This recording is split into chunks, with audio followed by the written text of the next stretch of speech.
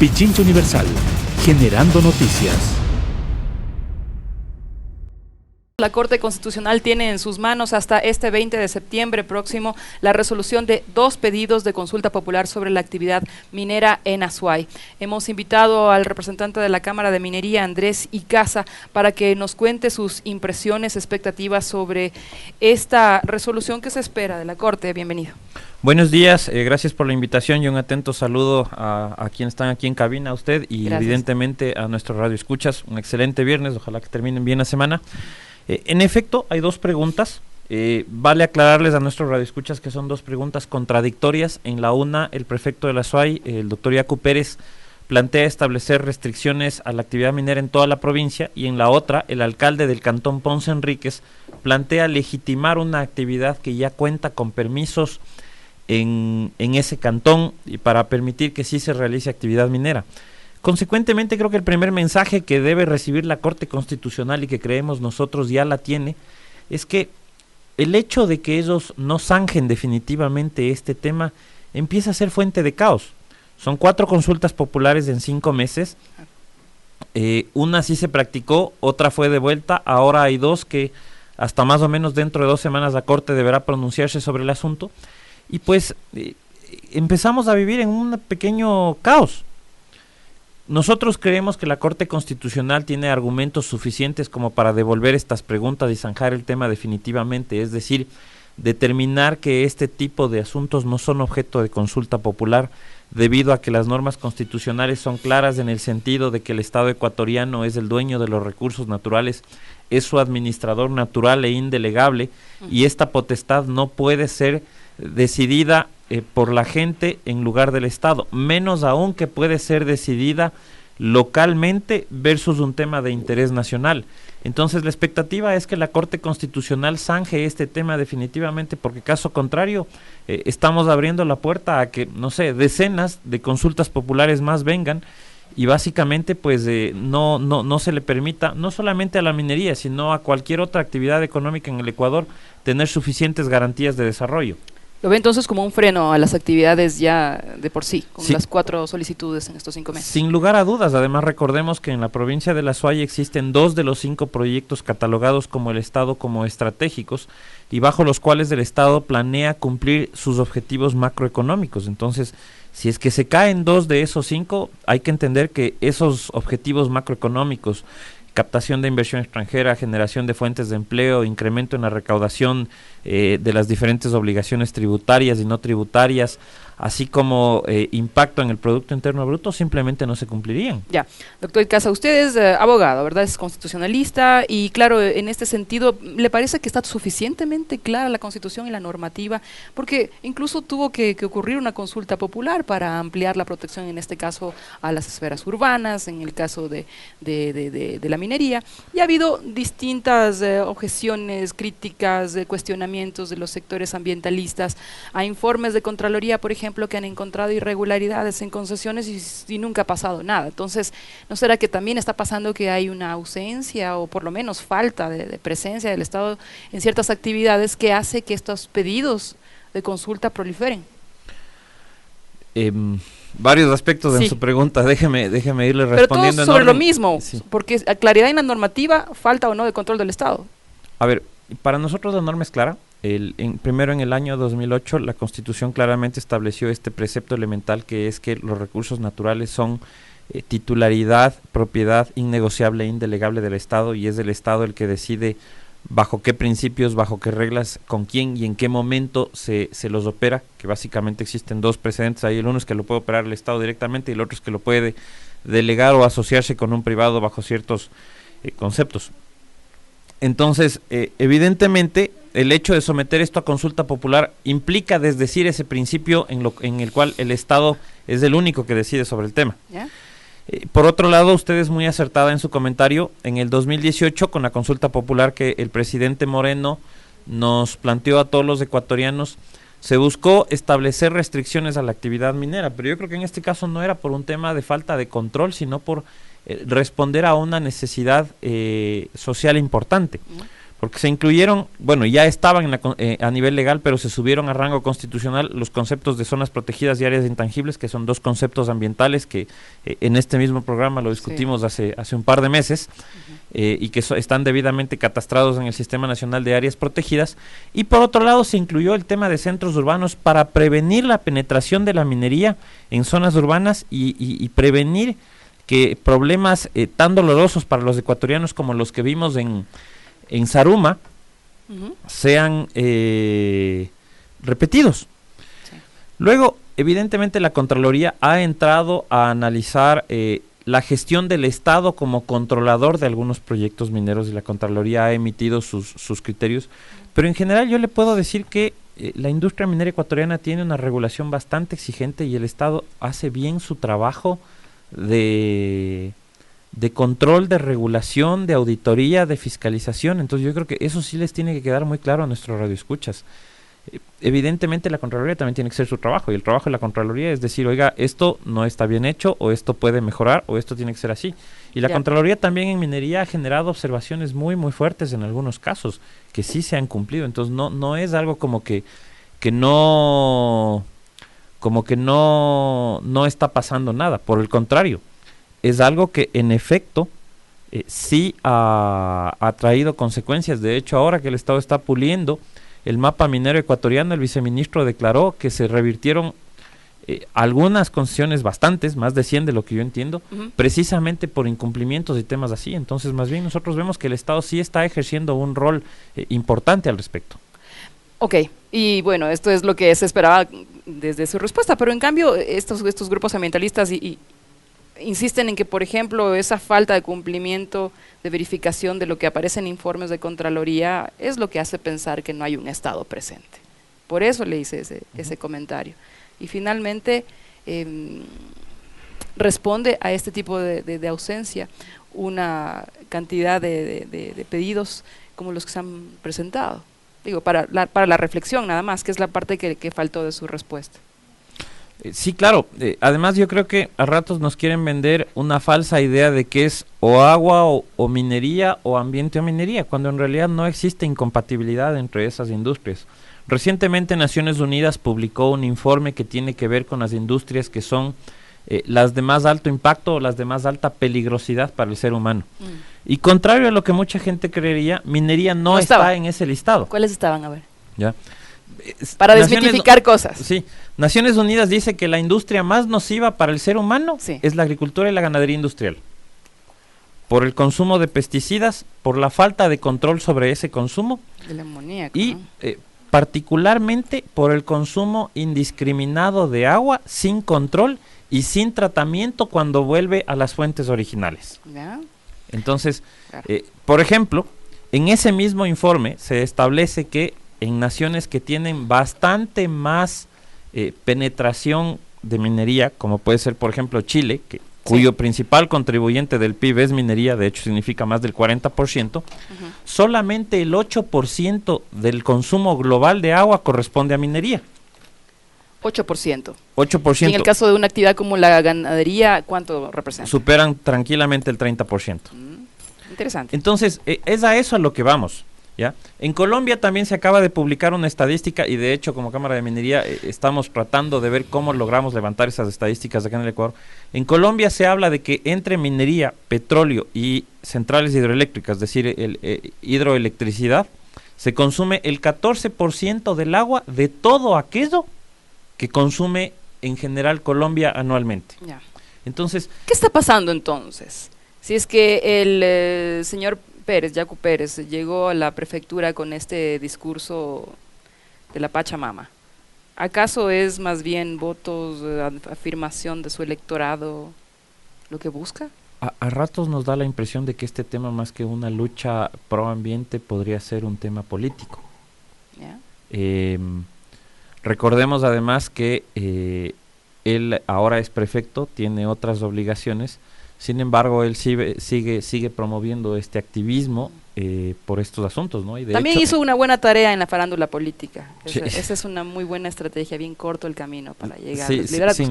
Bueno, con el permiso de la opinión. Sin lugar a dudas, y no se olvide que en las elecciones de marzo, él era candidato a prefecto y era el promotor de la consulta popular de Girón. Entonces, el momento lo ve político, como una plataforma. Sí, sin lugar a dudas lo vemos así, porque si es que nos sentamos a hablar con cifras, con números, con estadísticas, con hechos, podemos tranquilamente desmitificar muchos de los asuntos que se mencionan. Interesante.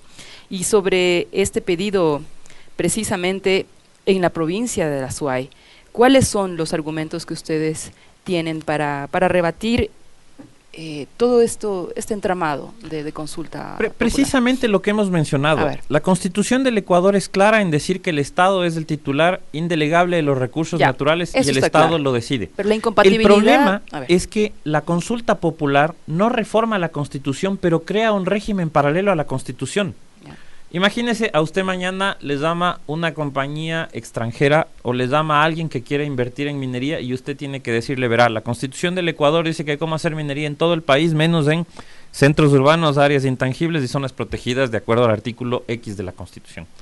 Pero además, producto de la consulta popular de Girón y sin que esté escrito en la Constitución o en ley alguna, pero evidentemente es de obligatorio cumplimiento porque es un resultado electoral. Claro. No hay cómo hacer actividades mineras en Girón y además, si es que prosperan estas consultas populares, no va a haber cómo hacer minería en el resto de la Azuay, pero sí en Ponce Enríquez. Entonces, básicamente estamos creando el caos. Vamos, no hablemos de los temas constitucionales, vamos al tema simplemente de sentido común. Hay cosas sueltas, ¿no? Sí. ¿Le van a volver a preguntar a Girón lo mismo? A Girón ya le preguntaron y ahora la consulta es provincial. ¿Le van a volver a preguntar a Girón lo mismo?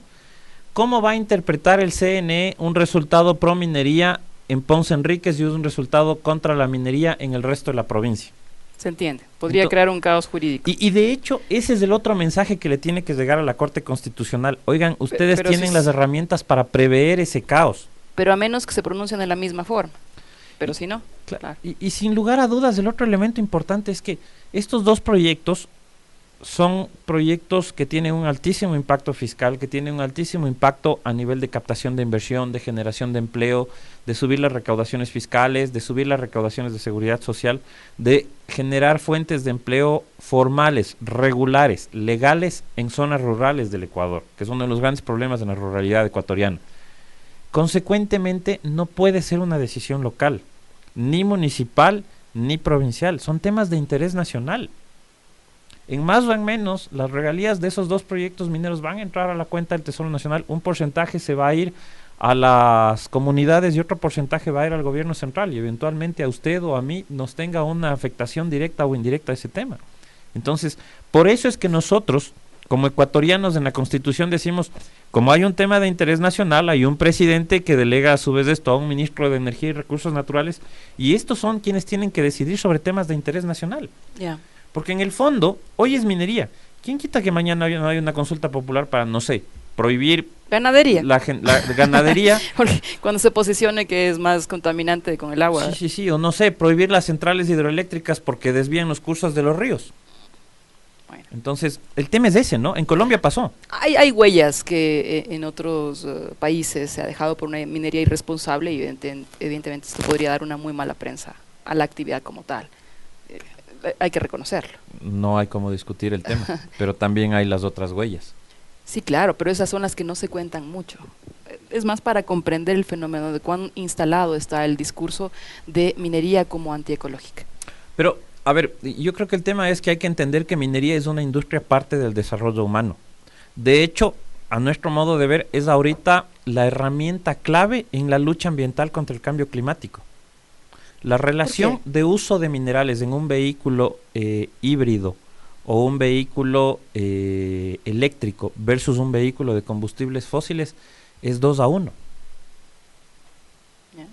Y básicamente, si es que usted se pone a leer todos los temas de cambio climático, ¿hacia dónde tenemos que ir? Hacia un cambio en el modelo de movilidad, estableciendo un uso de vehículo mediante energías renovables. Llámelo principalmente electricidad. Y para eso, ¿qué necesitas? Minerales. Entonces, por un lado nos venden el tema de que no minería por temas del ambiente, ok, ¿y cuál es la consecuencia de eso? Porque en la industria de los vehículos eléctricos se requiere minerales. Sin duda alguna, es que hay que entender... ¿Para qué componentes nomás que no sea la carrocería? Usted tiene un motor eléctrico, ¿ya? Básicamente entonces necesita todo aquello que pueda conducir energía y electricidad. Cobre, titanio, estaño, zinc, como los principales conductores de electricidad. Entonces el consumo de minerales de un auto normal versus un auto eléctrico básicamente es 2-1. ¿Ya? Pero si ve que rica se hace la conversación cuando le hago estas preguntas. Sin duda, sin duda. Además se trata de eso, ¿no? De que nuestros radioescuchas cada vez tengan más elementos de juicio. Ahora, para determinar exactamente estos dos pedidos, ¿verdad? Ya hablamos del que impulsa el prefecto de la SUAY y que busca prohibir, aquí va la frase, toda actividad de minería metálica, es decir, no podría haber ninguna actividad de explotación.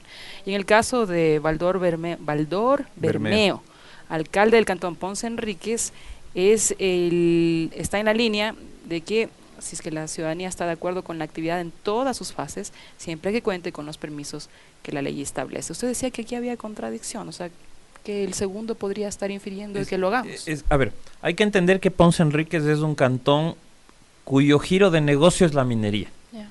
Es un distrito que tiene muchísimos pequeños mineros y mineros artesanales debidamente registrados y que nosotros vemos esto como una reacción al embate del prefecto de la SUAY. Porque muchos de ellos ya tienen sus permisos en regla. Sin embargo, están buscando una convalidación vía consulta popular, lo cual es hasta cierto punto más absurdo aún. Usted es periodista, estudió comunicación, se graduó, tiene un trabajo como periodista. Usted no necesita una consulta popular para que le ratifiquen que usted puede seguir trabajando en esta radio, pues. Bueno. Me doy a entender, ¿no es cierto? Pero no es tan digamos, pero más o menos es lo mismo. Allá en Ponce Enríquez la gente es minera, tienen un título minero, tienen una licencia ambiental, tienen un permiso de Senagua, tienen 2 permisos en regla, están haciendo su trabajo, han venido pagando impuestos. ¿Y entonces por qué preguntan? Porque si no les ponen una pregunta en contra en toda la provincia. Es para fortalecer o para blindar su actividad económica. En los dos casos queda patente la necesidad de que la Corte Constitucional zanje este tema para no crear estos regímenes paralelos a la Constitución que hemos hablado y para entender que si el Estado ya dio un permiso, eso es suficiente para seguir con cualquier actividad. Ya, en esto último es cuando más se nota el caos jurídico que se puede producir. Primero era Girón, lo que usted decía, ya se pronunció, si es que tiene un pronunciamiento distinto, ¿cuál se va a hacer caso? Y segundo, el de Ponce Enríquez. ¿Esto debería valorar a su juicio la Corte Constitucional para evitar cualquier tipo de interpretación aleatoria, discrecional? Sin lugar a dudas. O sea, yo creo que la Corte Constitucional debe emitir un pronunciamiento que sirva como precedente para casos futuros en los cuales la Corte diga, a ver, señores, el que quiera reformar la Constitución por X y Z motivos tiene que seguir el procedimiento ordinario de reforma constitucional y no puede pretender que vía consultas populares se creen excepciones o se creen prohibiciones que no constan en la Constitución. Y por otro lado debe dejar muy claro el tema de que los temas de interés nacional se discuten a nivel de gobierno central y no a nivel de gobiernos seccionales, sean provinciales o sean municipales. No se puede, o sea, dése cuenta que a la larga la pregunta de Ponce Enríquez lo que busca, o sea, indirectamente desconoce los permisos que el Estado ha dado. ¿Qué es lo que pasa si es que ahí gana el no, digamos? O sea, si es que gana la oposición a la minería. ¿Y el permiso que a mí me dieron? ¿Y la licencia ambiental que yo saqué? ¿Se queda en nada? Imagínense la locura que es esa. ¿Y dónde le deja la consulta previa? Que también es un instrumento reconocido en la Constitución, que nunca desarrolló un reglamento, nada que se le parezca. Precisamente es otro mecanismo de consulta. Hay que entender que la Constitución básicamente tiene 3 grandes mecanismos de consulta a la gente. Consulta previa, un derecho colectivo que está establecido en el artículo 57, a comunidades indígenas, pueblos y nacionalidades ancestrales y a poseedores de territorios ancestrales, que tiene que ver con el derecho a ser consultados de forma previa, libre y voluntaria, con relación a proyectos extractivos en donde fueran a entrar en esos territorios. Por otro lado, la consulta popular, que lo que busca es consultar a la gente sobre temas de reformas legales, constitucionales o temas de trascendencia nacional. Y por otro lado, la consulta ambiental, que es el procedimiento de socialización, de comunicación de los permisos ambientales, no solamente para las industrias extractivas, sino para todas aquellas industrias que, de acuerdo al Ministerio del Ambiente como autoridad rectora, son de alto impacto.